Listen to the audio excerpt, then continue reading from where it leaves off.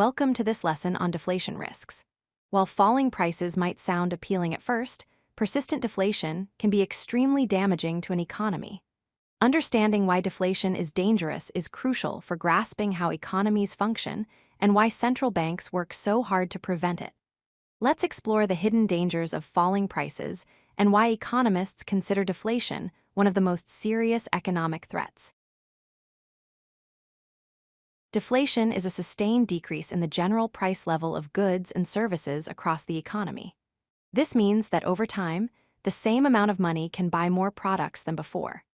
While this might seem like a good thing for consumers, deflation typically occurs when the purchasing power of money increases, but economic activity contracts. It's the opposite of inflation, and unlike moderate inflation, which is normal, deflation signals serious economic problems ahead. Deflation creates what economists call a deflationary spiral, a self-reinforcing cycle that's extremely difficult to break. Here's how it works. First, prices fall across the economy. Then, consumers delay purchases because they expect even lower prices in the future. Why buy today when it will be cheaper tomorrow? This causes demand to drop sharply, forcing businesses to cut production. As businesses struggle, unemployment rises and incomes fall, which pushes prices down even further. This vicious cycle feeds on itself, creating a downward spiral that can last for years. One of deflation's most devastating effects is on debt. When deflation occurs, nominal debt amounts stay fixed in dollar terms. You still owe the same number of dollars you borrowed. However, as prices fall, the real value of that debt increases dramatically. The debt becomes heavier in real terms. At the same time, wages and revenues are declining during deflation, making it harder to earn the money needed to repay loans.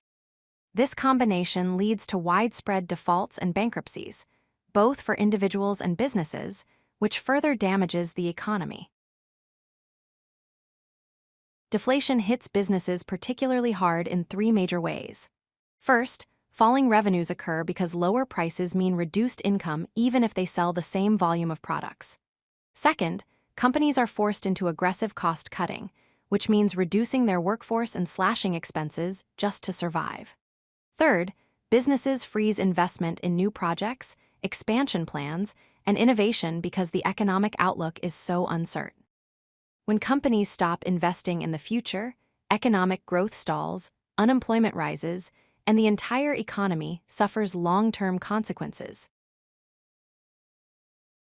Deflation can lead to what's called a liquidity trap, one of the most challenging economic situations policymakers can face.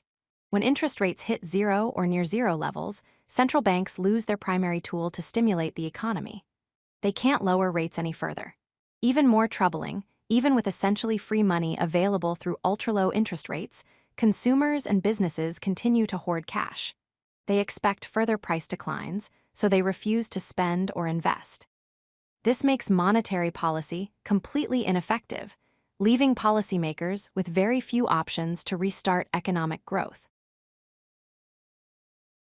Japan provides a sobering real-world example of deflation's dangers in what economists call the lost decades. In the 1990s, Japan's massive asset bubble burst, triggering a deflationary spiral. Throughout the 2000s, the country experienced persistent deflation despite implementing near-zero interest rates and various stimulus measures. The result was decades of economic stagnation and extremely slow growth. Japan's experience demonstrates how difficult it is to escape deflation once it takes hold, and why prevention is so much easier than finding a cure. Deflation creates particularly troublesome dynamics in the labor market. Wages exhibit what economists call stickiness, meaning they're very difficult to cut downward due to employment contracts, labor laws, and strong worker resistance. When prices fall faster than wages can be reduced, the real cost of labor actually increases for employers. Workers become more expensive in inflation-adjusted terms. Companies respond by laying off workers to reduce their overall labor costs. This increases unemployment, which reduces consumer demand even further, causing additional deflation. It's another vicious cycle that's extremely hard to break. Central banks around the world consider deflation one of their most serious concerns for four critical reasons. First, deflation is much harder to fight than inflation. Once it starts, it's incredibly difficult to reverse. Second, conventional monetary policy tools become ineffective when interest rates hit zero. Third, deflation can trigger a self-reinforcing downward spiral that feeds on itself and accelerates. Fourth, it may lead to prolonged economic stagnation, lasting many years or even decades. This is why central banks typically target low positive inflation rather than zero inflation, maintaining a safety buffer against deflation. Let's recap the critical points about deflation. Deflation creates a self-reinforcing downward spiral where falling prices lead to reduced spending, which causes further price declines. The real debt burden increases as prices fall, making existing debts much harder to repay. Businesses respond by cutting jobs and investment, which deepens the economic contraction. Traditional monetary policy becomes ineffective when interest rates reach zero. Finally, and most importantly, prevention is much easier than finding a cure for deflationary pressures.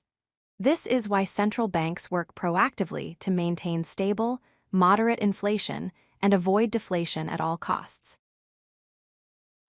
If you like this video, hit that like button and don't forget to subscribe. Visit codelucky.com for more such useful content.